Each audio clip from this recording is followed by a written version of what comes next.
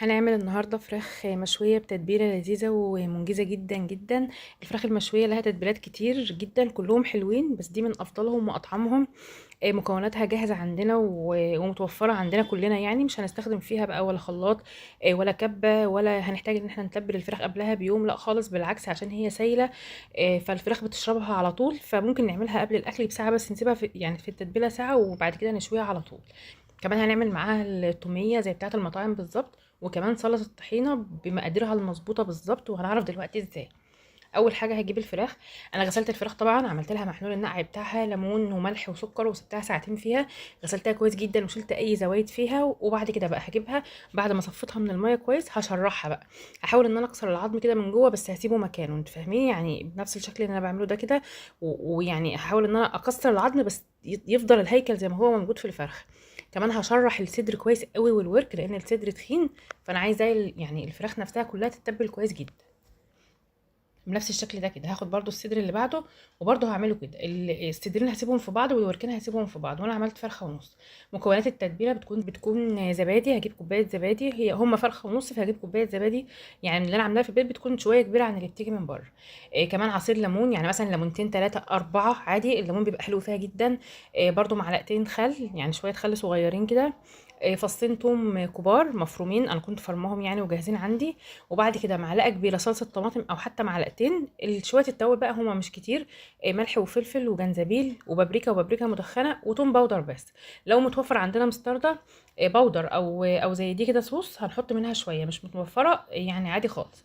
هنقلب التتبيله مع بعض كويس خالص خالص، عشان اخر حاجه هنزودها الزيت، لما يعني اظبط السمك بتاع التتبيله ما تكونش يعني تقيله، فاهمين، يعني نقلبها كده الاول كده لحد لما تتقلب مع بعض.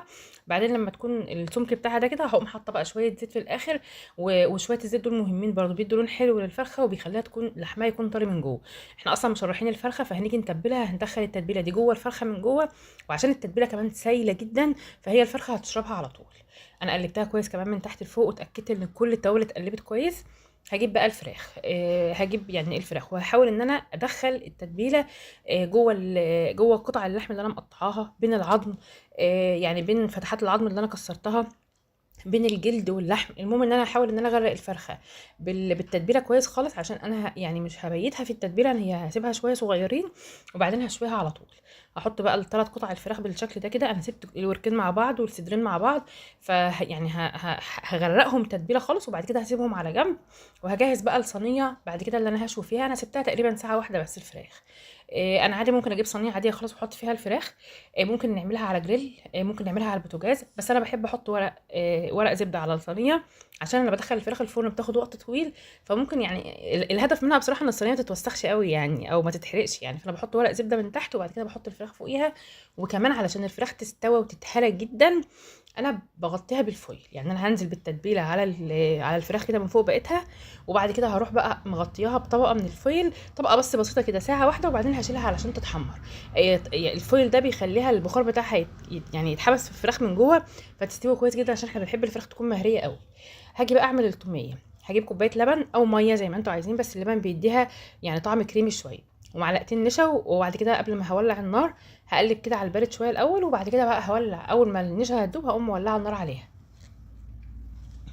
هفضل بقى اقلب كتير لحد لما النشا تدوب، وبعدين بقى ولعت النار، وهفضل اقلب لحد لما تعمل اللي هو الخليط اللي هو بتاع زي المهلبيه بس تقيل شويه ده.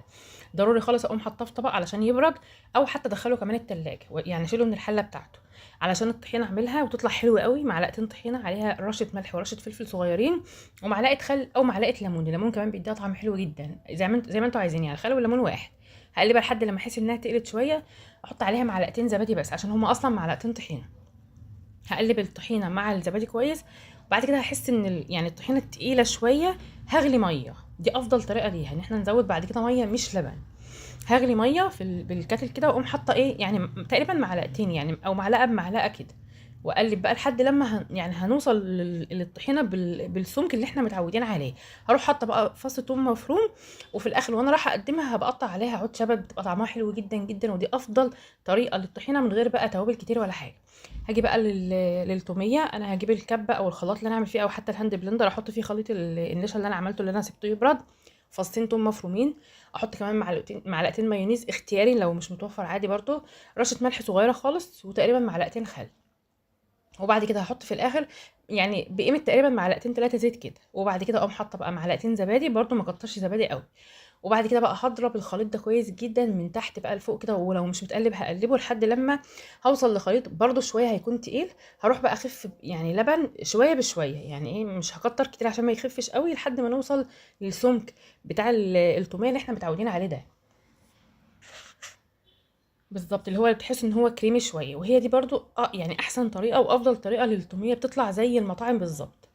دخلت الفراخ الفرن، انا قعدتها ساعه ونص، يعني ساعه شلت الفويل من عليها، اتحمرت، وبعد كده خرجت مش قادره اوصف لكم على ريحتها عامله ازاي، مستويه جدا جدا على الرغم انها كبيره مش صغيره. هحرق لها فحمايه وهغطي عليها شويه، وهبتدي بقى عشان يعني خلاص الاكل قرب، فهحط بقى عود الشبت على الطحينه. وبعد كده بقى هشيل الفحم من الفراخ، هي خلاص اخدت الريحه بتاعته والطعم. وهطلع الفراخ وهقدمها على يعني زي ما انتوا عايزين، شبت، كزبره، يعني بقدونس، انا عملتها على بقدونس زي ما انتوا عايزين. دي احلى طريق، دي من احلى الطرق يعني للفراخ المشويه، اصلا الفراخ المشويه حلوه جدا، دي من احلى الطرق ليها، كمان سهله جدا جدا، يعني ممكن تستغنوا عن اي مكون فيها، طعمها حلو ودايبه مستويه. جربوها وقولوا رايكم فيها ايه.